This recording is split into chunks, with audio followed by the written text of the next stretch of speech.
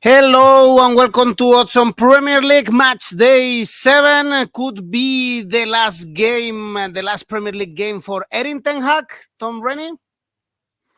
Oh, no, Erik ten Hag stays forever because he's such amazing content for all of us that he's the gift that keeps on giving. Ten Hag forever. Oh, well, let's see what Man United are doing this weekend at Villa Park, and we have beautiful odds to back Unai Emery's team. So stay with us. Let's listen to Tom tips and, of course, press the like, subscribe. Let's go on now with the show.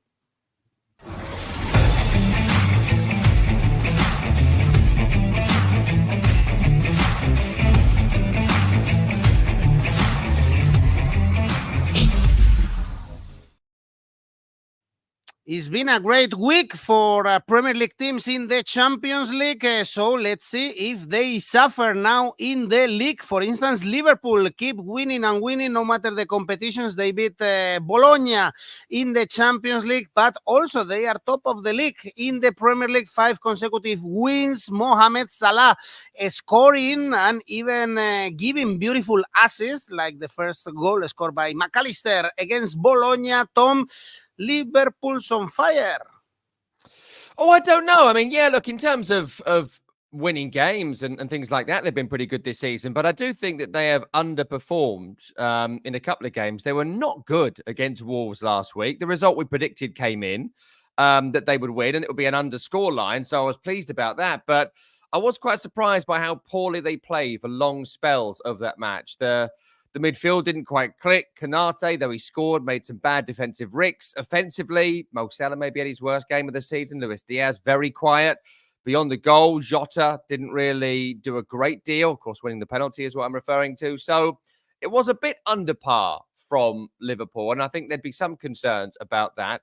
Arne Slot, King of the Ball, said this week that he wouldn't accept his team being I think complacent was the word that he used. He wanted more ruthlessness. He wanted to make sure that they were doing everything they can at all times to win. And so it's going to be an interesting game this weekend against the Crystal Palace side, who have really started this season poorly. I mean, we spoke about this last season when they went on that amazing run to end where they did in the table, that had they sort of had their Oliver Glasner burst, and they had. And then the concern was, could they see it through to the following season, having sold Michael Olise? And so far, that isn't the only reason they have struggled, but they have struggled. The sale of Anderson to Fulham is also quite significant as well for Crystal Palace. So, tricky one, this. I think Crystal Palace desperately need victory. And I think they do have goals in their team. And 𝐬𝐴 and 𝐻𝐿𝐴 and Mateta, though as a trio, I don't think it works. Individually, I think they're all very, very good. And I do think Adam Wharton has been one of the best players in the league so far, despite the fact Palace have struggled. 𝐿𝐴's been on form as well, so that's a concern for Crystal Palace. I mean, I think here, look, you've got to look at Liverpool win, because across the season, they've scored 12 and Crystal Palace have scored 5. At home, Palace have failed to win. Away from home, Liverpool, despite being poor last week against Wolves, have won all 3 with just 1 goal conceded. The form tells you, the table tells you, you go for Liverpool here, but I do think it'll be quite tight. I think last week's game against Wolverhampton Wanderers for Liverpool is going to be kind of my signifier here, as will 2 of the games that Crystal Palace have played at home this season where they failed to score. 1-0 draw, 1-2-0 defeat. Liverpool minus 1.5 is a 2.25. That's a quite conservative handicap considering it's top of the table against the team struggling down the bottom. The other one I like here is a Liverpool win and under 2.5 goals in the match. Again, it's 2.5. It's not amazing, but a low-scoring Liverpool win is what the pattern suggests here. All right, Liverpool to win 2-0 for Corello, Liverpool to win the second half, or Luis Diaz to assist or score. Some other options that our friends are giving us. Next game, Brentford Wolves, only 1 point, bottom of the table for Wolves. That point came against Nottingham Forest. Brentford drew against your West Ham despite taking the lead in the first minute. At home, 2 wins, 1 draw. Of course, our eyes go to the home team market, 2.08 if you are back in Brentford. Well, the amazing thing about Brentford is that they scored a goal in their last 3 matches in the first minute of those matches and didn't win any of them. 2 defeats and 1 draw last week. And in the end, I think they were lucky to get away with it against West Ham last week. They should have destroyed the Hammers in the first half. Second half, it was all West Ham with the better chances until Antonio came off. And in the end, draw may be a fair result, but Brentford just couldn't put their foot on the gas when it was most required in the game. So that'd be a concern. I do think Bryan Mbeumo, a player we've spoken about a lot, who scored last week, is so good. Any positive result you could have about Brentford should involve him in some way. And beyond that, I would struggle to see many goals for Brentford either this season or this weekend. I mean, at home this season, where they're usually very, very strong and very, very good, they have struggled to find the back of the net. Across home and away games, they've struggled to find the back of the net. And that would be a concern. I mean, on balance of chances they've created, I mean, 8's pretty decent, but last week, 3-4 goals with the dominance they had in that opening 20 minutes would not have been a stretch for Brentford, and they didn't get the goals required to win the game. That's the concern. In terms of Wolverhampton Wanderers, they've had an awful start to this campaign. Look, really horrid fixtures, including Liverpool last week, going to Aston Villa. They played Chelsea already, and Chelsea, as we've seen, we've all underestimated them. But they do need to start picking up points. And I think that Gary O'Neill, who is an expansive manager in a lot of ways, he wants to play good football. He also knows when to be a pragmatist, and I think he will here. And they will go quite defensive. I think they'll have a very deep-lying midfield. I think they'll not bomb the fullbacks forward. They'll ask Ryan Ait-Nouri to go against instinct and play a bit deeper. And try and ground out a draw. So draw here at 3.5, really like that. I think I would run away with that. Draw on both teams to score, that's a 1-1, that's a 2-2, brings you to 4.33. I'd probably still stick with just the draw, though 1-1 like last week would not be unlikely. Brentford's home form has been a bit like that in the last year or so, just failing to get over the line when maybe they should have done. And if you're going for a Brentford win, there's 2 I like. Number 1 is a group bet, 1-0, 2-0, 2-1. Already picked up a 2-1 victory at home this season against Crystal Palace. Did beat Southampton 3-1, so would have just missed it there. But I think it's still worth betting on here. And look at individuals in form. Bryan Mbeumo, first goal, 5. Did it last week. They've scored in the first minute of the last 3. Take it again. There's some money there. Well, Jobs is also going for a group bet, 2-1, 1-1, or 1-0. Creating school, as we say. Tom, people like betting also now in the group bets. I also like group bets. I have to say they are fun. Next one, Arsenal, Southampton. Probably a breath for Arsenal after playing many tough games, including the Champions League fixture against PSG. Great win, and they are delivering in the big games this season. Even against Leicester, when they switch off, they managed to win at home, 3 consecutive wins in all competitions, and they are playing a really poor Southampton at home. So I guess this is a no-brainer. Yeah, all sorts of Arsenal win here. I mean, look, across the season, their fixtures have been so ridiculous in terms of caliber and quality of opposition. Even their Leicester game was against like Brighton, who are a very, very good team. And they got away with a point there, did Brighton. So Leicester last week was close, actually, to be fair. Closer than we thought it was. The result we bet on came in with them scoring from a corner, Gabriel scoring and Arsenal winning. So it all came in, but they left it late for us last week. That was a bit stressful. Look, Arsenal have been good, though I think the small squad might be an issue moving forward. But they've got so many players in form. Kai Havertz in form, Bukayo Saka in form, Gabriel in form. Declan Rice looks like he's getting back to some good form following the last couple of weeks and missing the last league game, the City game. So, look, loads of positives around Arsenal. They're going to win this game. 12 goals scored in the season, 4 victories from their 6. They'll win this quite comfortably against the Southampton side, who there was a report this week. The owner of the club was not happy with manager Russell Martin because of how poorly they have started the season. I think it'd be fair to say Russell Martin wouldn't be happy with the quality of the squad, the hierarchy have put together for him when you've got to play Jan Bednarek and Jack Stevens and a bunch of guys who, with the best will in the world, are not good enough to play Premier League football. You know, they haven't really got a Premier League quality squad. It's something we speak about a lot when it comes to newly promoted sides. Have they built a squad good enough to compete in this league? Has the manager got the right amount of pragmatism to stay in this league? Can they grind out results? And beyond the Ipswich game where they were tagged late with that amazing Morsey late leveller, there's no game where Southampton, I think, have got anything right. And the playing out from the back and the lack of alternatives to that, and the not using the ball over the top to pacey players when the high line is being played against them. Just kind of basic stuff, really. They look unthreatening. They look meek. And that's not a good place to be when you go to Arsenal. So I'm concerned about the handicaps here only because Arsenal have not quite looked like they're going to wipe teams away. The soft goals last week against Leicester concern me. If they'd have won that 4-0 without conceding, I might have gone for a -3 handicap here. I'm not. I'm going -2.5. That brings you at 2.10. That's 3-0 or more. Feels like it is going to happen. The other way to slice it is to go for over 3.5 goals in the match. That gives you a Southampton consolation goal. And they have conceded soft goals this season. 1 against Brighton, 2 against Leicester. That's a worry for me if I was going to go really big on Arsenal this week. So it's 2. Again, not great, but I think they're likely. And look at Gabriel. Again, scored, 3 goals from corners this season. Anytime goal scorer at 5. Arsenal to score from a corner is similar. Gabriel to score an Arsenal win also brings you in a nice maybe 8, maybe 9. So look at that. Gabriel, Arsenal, 2-0 or more.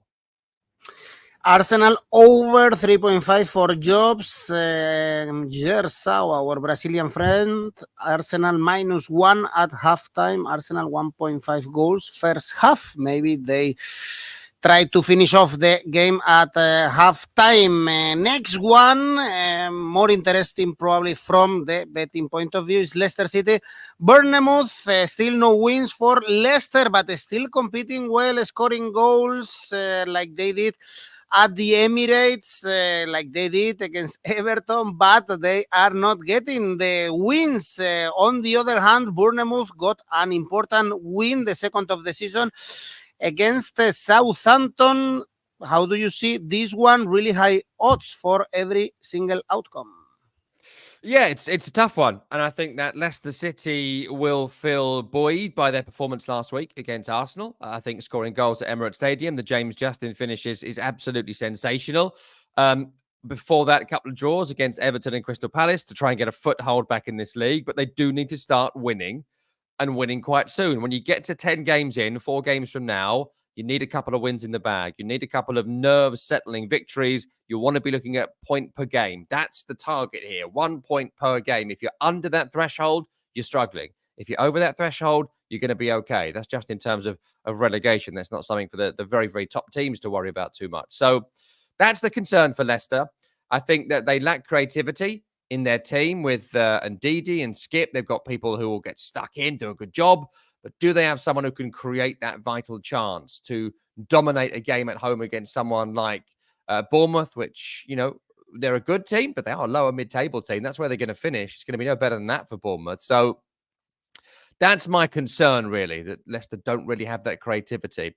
In terms of Bournemouth, a great win on Monday against Southampton, second win of the season. I think in 𝐬𝐿𝐴, they're one of the form players in the Premier League so far this campaign. Evan Nielsen scoring was important to them as well because he's come in for Solanke, and the longer it goes, the longer it goes, the longer it goes, the more pressure there's going to be on his shoulders. So really important for him to score.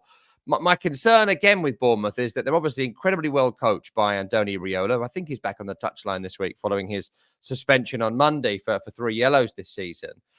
Seems so mild-mannered, doesn't it? It's quite surprising that. I think that the quality of player they have might get them in trouble in the end. Look, Lewis Cook and Ryan Christie were brilliant on Monday, but Tyler Adams, when he is fit, if he ever gets fit, would come in to replace one of them because he is a better quality player. I'm surprised 𝐿𝐿𝐴 is not getting into this team from the start at the moment. Maybe there's an injury concern that I'm not aware of, but I think he is a slightly better quality player, and that will be required in the end in some games. This one, I think, is going to be a kind of grit your teeth and get through it. And look, it screams draw, frankly, at 3.6. Leicester have drawn half their games so far this season. I struggle to see how they're going to get over the line. Draw and under 2.5 goals in the match brings you in at 5 as well. That's a 0-0 and a 1-1 covered there, doubling that up. So I quite like that. If you're going to go for Bournemouth, look at your group bet. 1-0, 2-0, 2-1. Low scoring. Bournemouth might nick it, but a low scoring draw seems most likely. Okay, perhaps 1-1. Jobs is going for Leicester to win and both teams to score to find the first win of the season before the international break. Remember that again, Football Club is stopping next week and we switch back to the national teams. Next one is Man City, Fulham. Guardiola had a training session in Bratislava in midweek. Haaland could have a rest, Foden could score. So some positives after the draw against Newcastle and Arsenal. I guess you are really enjoying also this start of the season for Fulham. 11 points is great with Jimenez again scoring, this time from the penalty spot against Nottingham Forest. Yeah, look, I mean, I'll start with Fulham because I think they've been probably the best team in the league so far this season when you compare expectation to reality, right? We expected good from City. We expected good from Arsenal. You could maybe throw Chelsea in that list, to be fair, but Fulham, nothing was expected of them, certainly not by me. And I think the signing of Smith Rowe, the form of Raul Jimenez is joyous. It's great to see him scoring goals again. I didn't think it was going to happen, so it's really nice to see him. Penalty last week, great goal the week before that. He is just someone who has got great ability, great talent, and an injury has nearly ended his career. So that's fantastic to see. And I think defensively too, with Anderson, that's a really good signing. They've looked more assured, and him being there has allowed Kenny Tete, Anthony Robinson to get forward. Lots to like about Fulham right now. Really, really started the season well. Mix of creativity and solidity has been perfect. And they will bloody a nose here. You know, look at City this season. They keep conceding soft goals. The penalty against Newcastle last week, the goals against Arsenal, the opener against Brentford, one against West Ham to go 1-1 in that game. They keep conceding soft goals. So I definitely think Fulham are going to score here. I have a gut feeling they're going to score here.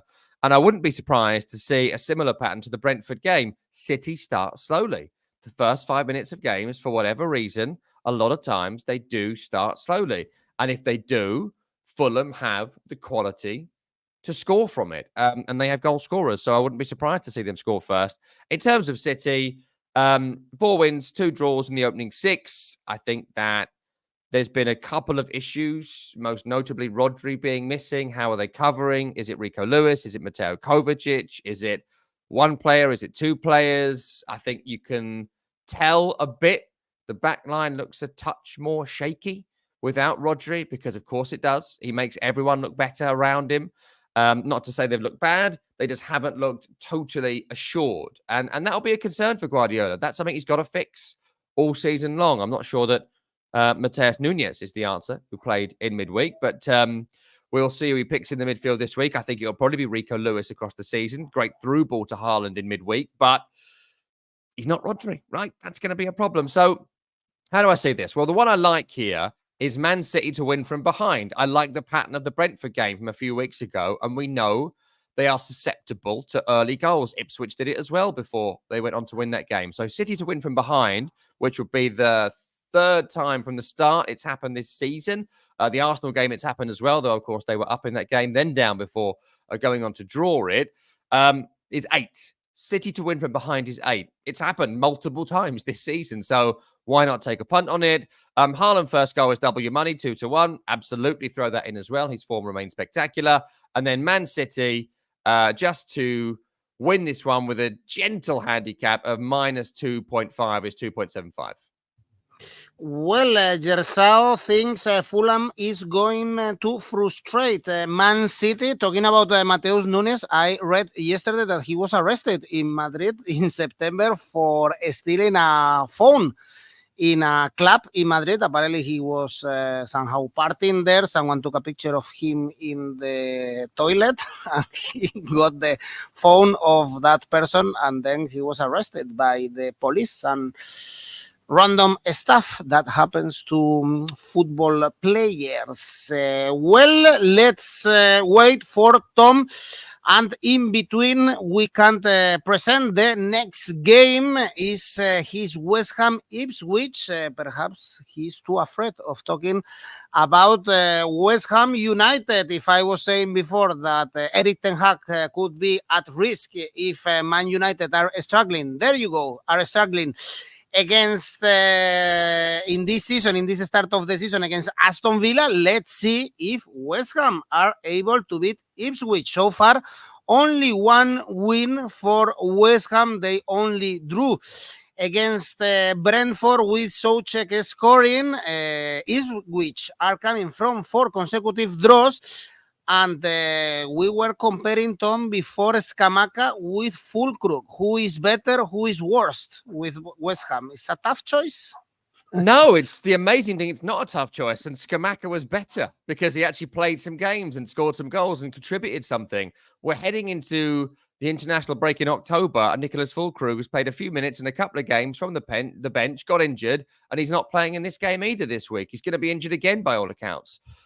So it beggars belief, really, how unlucky West Ham have been with strikers. But even if fit, he doesn't seem like a good fit for this team. And every time John Duran scores for Aston Villa, my West Ham group chats go off because they were only a few million short of getting probably the best striker in the league so far this season in the summer who wanted to come. And in the end, they signed somebody who's done nothing so far. And we're heading towards the first quarter of the season down. And West Ham are still playing Danny Ings and Mikel Antonio up front. So it's a damaging move. It was a damaging thing for West Ham. That is damaging them every single week, that they didn't sort the striker issue that they knew had been coming up for like 3 years. This is not something that has crept up in like the space of a couple of weeks. We knew Mikel Antonio wasn't going to last a great deal longer. And you saw last week against Brentford, when he went off on the hour and 5 minutes, something like that, 65, West Ham dipped massively. I'm not criticising Danny Ings here. He's just the wrong player for this team in the way they were trying to play. Whether Fulkrug's the right man or not, I don't know. But that's the guy they bought, right? So you assume.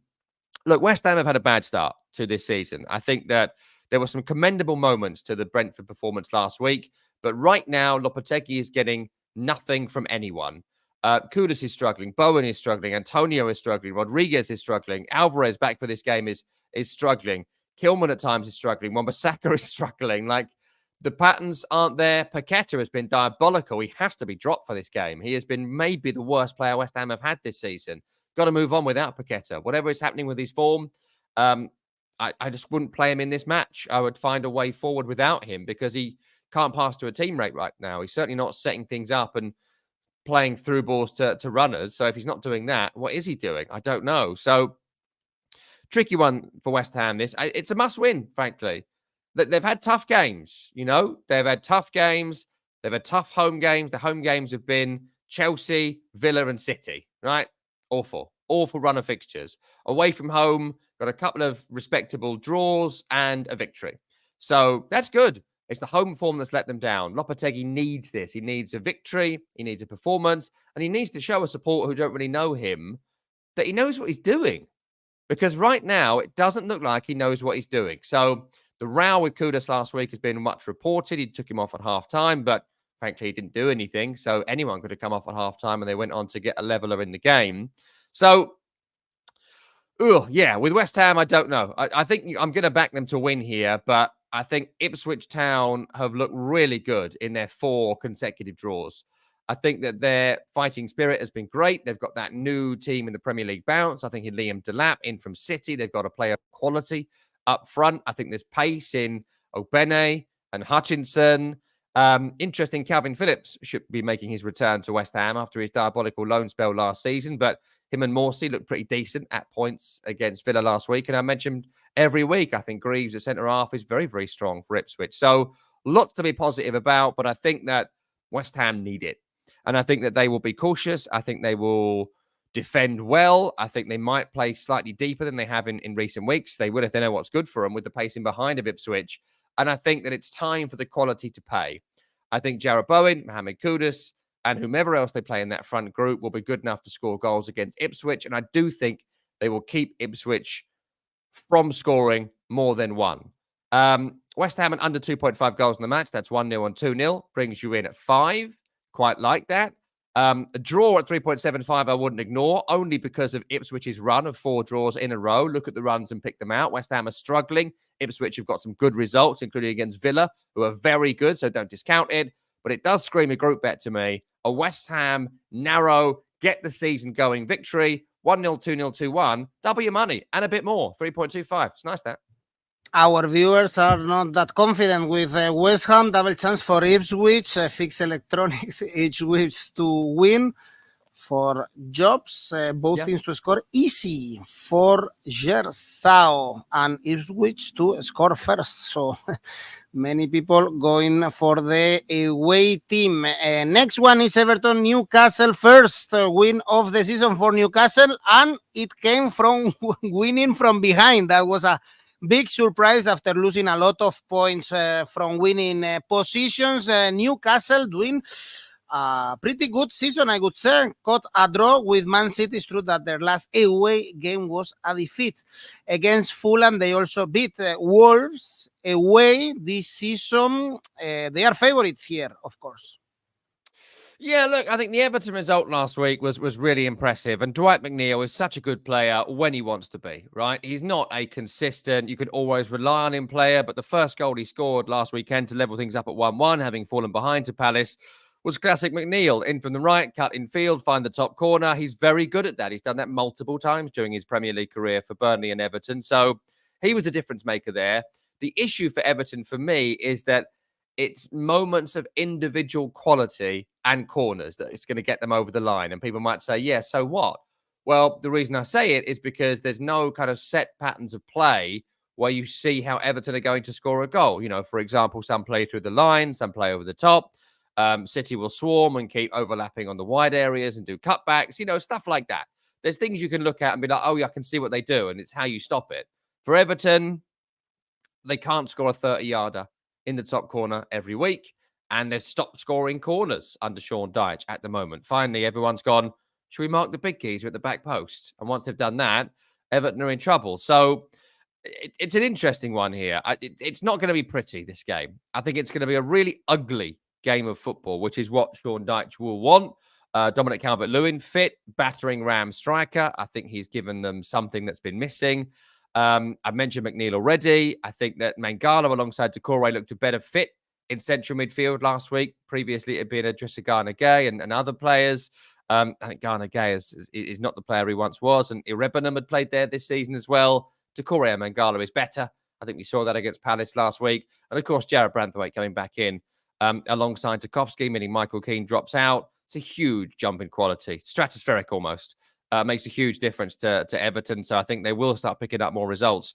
In terms of Newcastle, I'm not sure how well they played last week against Manchester City. I know that's odd because they got a draw out of it, but I think that they are capable of so much more than what we've seen from Newcastle this season. I think, look, without Isak and Wilson, Gordon going central, you obviously lose that central force that the setup needs. But I do think Tonali, Bruno and Joelinton as a midfield, something we've barely seen since they've all been at the club together. They're capable of a lot more. Bruno Guimaraes' form, bit wobbly, wasn't great at Fulham a couple of weeks ago. So Isak, I think, should be back for this one, meaning Gordon, Barnes and Isak. Tonali, Bruno and Joelinton midfield. Still Dan Burn at centre-half alongside 𝗀𝗏 with Botman out. That would be a concern for me. But look, I think Newcastle are going to shade it. I think it's going to finish either 1-0 or 2-1. And so I'm going to cover those scorelines here with Newcastle and both teams to score at 3.5 and Newcastle under 2.5 goals in the match at 6. Really high. But I just can't see many goals here. I think with Branthwaite, that takes a goal away for Newcastle. And I think with Everton in general, scoring more than one, it takes at least one amazing goal, which they got last week. I think it's not something I bet on regularly. So take Newcastle under 2.5 at 6. Really good odds there. Well, you disagree again with our audience. Most of them are going for over. Tom, Ian, Newcastle and over 2.5 goals. Fixed Electronics over 3.5 goals. And Mohamed thinks Newcastle will be in the score sheet. 𝗀𝗏𝗏𝗀𝗏𝗀 saying that, and I agree, Everton is a case study. So emotional and so dysfunctional going for the card market. Well, 3 more games on Sunday, 3 really good games. On Sunday, first one, in Villa Park, Aston Villa, Man United. A really difficult trip for Man United against Aston Villa. Completely informed. What a season they are doing so far, even in the Champions League, beaten Bayern Munich. John Duran, again, scoring a really good goal against the Bavarian team at home. 2 wins and lost to Arsenal. I checked the odds, Tom, and seeing this Man United unable to win any game, they were awful against Tottenham, and seeing Villa to win 2.3, I would take it.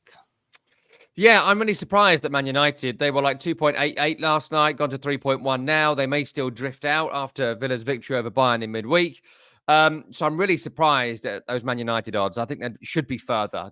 They're always lower because they're Manchester United and because people bet on them as a kind of punt, which changes the market to win. But look, Villa, what's great about Villa is that John Duran's been scoring amazing goals, not starting, but coming on and having a massive impact. He's not really a 90-minute player.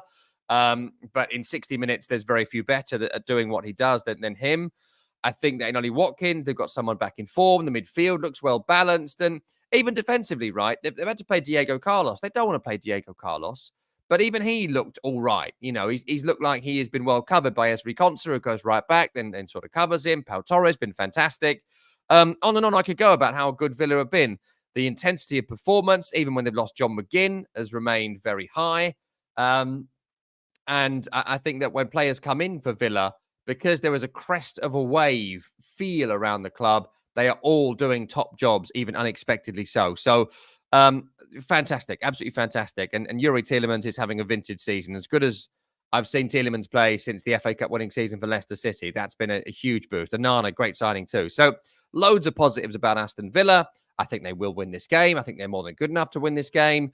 Our only variable here is the fact that, of course, they were playing in the Champions League on Wednesday night, and so is there going to be a little bit of drop off in that? I know Man United are themselves in Porto on the Thursday, so we'll see how much the rotation is there, but it won't be as intense as the Bayern game for Man United. I wouldn't suggest. We'll see how it goes. It's not happened as yet as we record this. And in terms of Manchester United, look, Bruno Fernandes is going to play. I think they'd be very, very annoyed with the fact that that sending off wasn't overturned on the field of play against Tottenham last week. As much as last week was awful, it really was awful. If Bruno Fernandes had stayed on the field, it wouldn't have finished 3-0. It wouldn't have gone as it went. It was a crucial, pivotal moment in the game. The referee made a mistake, sent off Bruno Fernandes, and VAR confirmed it when they shouldn't have done. You know, you very rarely get this sort of overturned decision days later anymore. This is a real retro thing to have happened, and an embarrassment, frankly, to the referees who let this happen. So as much as everyone has enjoyed putting the boot into Man United, right? It's an interesting topic. I think that you can almost add that pinch of salt now to the Tottenham loss last week because they played with 10 men for such a long time. It doesn't mean they haven't got problems. It just means that they were the victim of an injustice. I think Bruno Fernandes being in, another week for 𝗀𝗏𝗏. I think that 𝐷𝗏𝗏 should be fit. We'd have to double check that nearer the time. Of course, another game to play before then. But that midfield will work. I feel like it will work. Didn't last week, but I think it will. They've got to work out if Rashford is good or not. And if he's good, play him. If he's not, drop him. I would personally have 𝐻𝐿𝐴 and Diallo of the wingers alongside 𝗍𝐧𝐧𝐞𝐿 and try and make that trio work. And then I think the fullbacks, I think Dalot was very poor last week. Mazraoui was poor last week. And it opened up a lot of space in behind for de Ligt and Martinez, who couldn't sort of deal with it. So, look, bad last week. But I do think Man United are better than that performance and result suggested. However, couldn't touch them here on current form. Villa win, take it all day. 2.32 with their form. Just one defeat this season. That was against Arsenal. Two other bets here. John Duran. Still go with him last goal. Did it again last night in the Champions League. It's happened I think 5 times now across 2 competitions. Last goal scored. Didn't come in for us last week because they drew against Ipswich. But stick with it. 6.5 for something that's happened that many times. Absolutely take it. And also, if I was going to look at a scoreline here, I would look at the under. I just don't see this being a goal fest. And I was really intrigued by Villa and under 2.5 at 6.5. I think that both teams are going to defend well. They'll treat it as a big game. They've both played in midweek, which suggests maybe the first half might be a bit flat. And so I think first goal is going to be crucial. Wouldn't be surprised Villa 1-0. And tough game for Man United in Porto. Unai is a proper manager. Ian, I completely agree. Duran to score, jobs, maybe even from outside the box if you want to raise your odds a little bit more. What a game this one. Very difficult for Ten Hag's men. And the next one is Chelsea, Nottingham Forest. Perhaps this season we see Chelsea as a candidate for a top 4 finish. A really positive start for Enzo Maresca, with Cole Palmer scoring a poker against Brighton. 4 consecutive wins in all competitions after this game, and after the break they are facing Liverpool, but before they have to beat Nottingham Forest, and this is a good away team, 7 points out of 9, and we still remember, of course, their win at Anfield. So be careful with Nuno shutting the doors, Tom. And can we just say that my bet last week, my crazy bet on Chelsea came in? Like, should we reference that? Chelsea win the first half and the second half ends in a draw? Hey? Hey? How about that weirdo coming in? But I just felt it. I felt it in my bones, and I'm going to take it again this week. The reason I'm going to take it is that Chelsea have been just flying out of the traps in games. The first half, they've been so tough to contain this season, and they're the top scorers in the league. And in Cole Palmer, 4 goals himself last week. They're maybe the form player in the league this season. He's converting the way he's playing into goals, into creativity. Had another goal disallowed, and another chance that Jackson maybe should have scored that he set up for him. I mean, look, just outstanding. His numbers are absolutely incredible, Cole Palmer, what he has been doing. And all in all, Chelsea, they've still got deficiencies. Like Robert Sanchez gave 2 goals away last week. Defensively, I have my concerns about the players they have back there. 𝗛𝗲𝗄, I don't know. 𝐿𝐭𝐚𝐲, not really bringing his European Championship form into the Premier League. He's had a few scary moments. So I think Enzo Fernandez still is a problem in midfield. He can't get around. Caicedo, that was really improved a lot this season, which I think has covered a lot of that up. So, look, Chelsea, they look good despite a couple of those little minor niggles that I'm sure Enzo Maresca is going to be working on. And I think they win this game. Forest, been a real good story this season, right? I think the loss against Fulham was a back down to earth moment for them in games where they are the underdog. You mentioned it there. We know what Nuno is going to do. He is very good at doing that. His Wolves team previously were very good at doing that. Low block, take your chance, hit on the break. And they have the players who can do that. However, I think last week going 2 up front with the Wanny and Wood didn't work. 4-4-2 didn't work. Looked a lot less creative with Fulham playing slightly deeper. I think there's going to be chances here for Forest on the break, and I wouldn't discount someone like Callum Hudson-Odoi, Anthony Elanga having an impact, maybe from the bench, a similar setup to the way that we saw them win at Anfield a few weeks ago. But I'm only looking at Chelsea here. Palmer to score and Chelsea to win is 2.38. It's relatively low, but it keeps on coming in. Palmer to score multiple goals in the game is an over double your money bet. I'd absolutely look at that. And I'll take it again as it came in last week. And it's actually bigger odds than last week, which is surprising. Chelsea win the first half comfortably, and the draw in the second half was 14-1. That's really, really high. It came in last week, and Chelsea looked better in the first half. Then they do the second half. And if Chelsea are winning 3-0 at half-time, are we really saying that Forest are going to win that second half? I'm not saying that. I think they'll kill it, much like last week. Maresca is smart. We saw that last week. So Chelsea and draw was 15. Well, okay, let's try it again. Gersau adding up Palmer to score from a penalty, Chelsea to win and both teams to score. For 𝐿𝐵𝐵𝐿, Chelsea to win 1/2.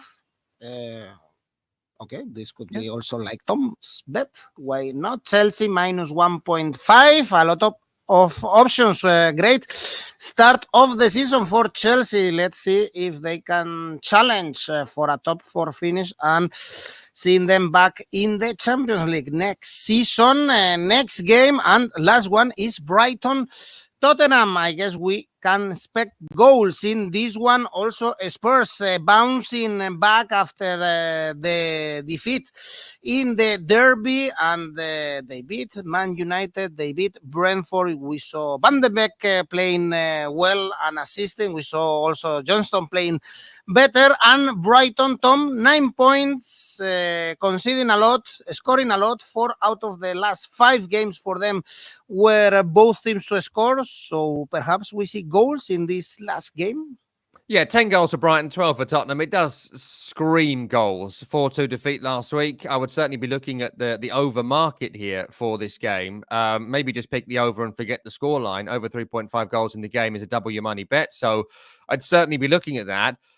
Look, I think Brighton, there are issues with Brighton. And I think that they have had some really positive moments this season. They're a team coached by a positive individual in Fabian Һ𝐻𝐿. He's come in for that reason. But some of the football from the back has been poor. Webster and Dunk had some bad moments last week. The midfield, look, 𝗵𝗿𝗲, I think it was 𝗲𝗏 and 𝗔𝐿wood last week. Good players. They are good players, but they aren't great players. And if the system lets them down, if they make a couple of individual errors, we can see the opponent get on top of them, as we saw last week against Chelsea. And also, they were too offensive last week with Rutte, Welbeck and Mitoma in the team. They had lots of holes behind them, which Chelsea exploited. And Tottenham are a team that can exploit those gaps. They are not a team that play a couple of holding midfielders and try and sit on the game. They will have Bentancur and Maddison and 𝐿𝐭𝐴𝐵𝐻𝐿, the midfielder last week. I think they'll probably do that again. They're going to have 3 forwards in front of that group. Hopefully, Son is going to be fit. That's frightening. And if Tottenham get the ball and they turn Brighton around, Brighton don't really have the sort of setup to contain it. Look, to be fair, the other way too. Tottenham don't have that either, which is why it suggests goals and certainly go for the over market here. Tottenham were great last week. It's tough to assess it because of the sending off for Manchester United. But since the game against Arsenal, they have incrementally improved. I think they were great against Brentford at points. I think even before the Arsenal game, there were some good performances this season. The thrashing of Everton may be the biggest case in point. The turnaround at Coventry shouldn't be dismissed as well. That was a really close to embarrassment performance, and Brendan Johnson has turned his form around since that goal in that game. There's goal scorers all over the field here for Tottenham, and I think they're going to win this match. Them just to win this game, I'm quite surprised to see it at 2.3. Absolutely take that. Tottenham to win and over 3.5 goals in the game, I think is also a really good bet here, which is way over double your money. But if you're feeling more conservative, you know I love a group bet. I was really surprised to see 1-0, 2-0, 2-1 at 4.5. Look, I personally think there's going to be a lot of goals. And so I don't know if that's worth it. But it's rare to see the 3 most common scorelines in football for the team that I think are going to win, covered in the group bet at those sorts of odds. So top tip, go the over and Tottenham. However, the group bet is a real little tempter with the odds. Solanke to score also with the elbow, the Robin Hood from Tottenham. Odds for Tottenham here are too short for a team traveling. Well, they are traveling to Hungary in the Europa League. It's not, I think it's very concerning. They'll make loads of changes. Yeah, exactly. Not very concerning that game. Well, Tom, I have to give you some good news. First, of course, monthly competition. We are in the 3rd of October, so we can participate from a fresh start. And even better, now we have a Premier League competition. There you go. I posted this morning a lot of tips myself. So let's see. I was trying to play to be Tom for a day. You can win some money. Cash prize is completely for free to participate. So we have, of course, a lot of Premier League fans in our Premier League show. It should be. So you can post your tips for free and play. And if you are successful, win some money. So it's your football manager again for free. Try it. Well, Tom, let's try your safe bet. My safe bet is Man City. I mean, obviously, it's Manchester City. On its own, it's not worth a lot of money, but in a wider accumulator, it'll make you some money. And therefore, your accumulator will be? Well, it's got Man City in it, obviously, but I have gone for 2 kind of risky results in there. Liverpool to beat Palace. It's the early game of the weekend, so if it all falls apart, your weekend's over. But I do fancy them to beat Palace. Liverpool top and Palace struggling. You throw in Villa over Manchester United, which is a toss-up match.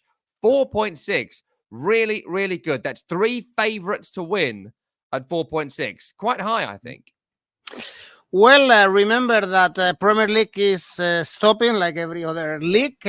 So we are back in a couple of weeks. Is it stopping, Tom? I'm seeing you saying no. We have Gibraltar San Marino on Friday. So stay tuned. Perhaps we have also another video about this game. San Marino is on fire. They won in the last September break. So listen to our tipsters, and perhaps you can make some money in this Gibraltar San Marino. In the meantime, Tom, bye-bye.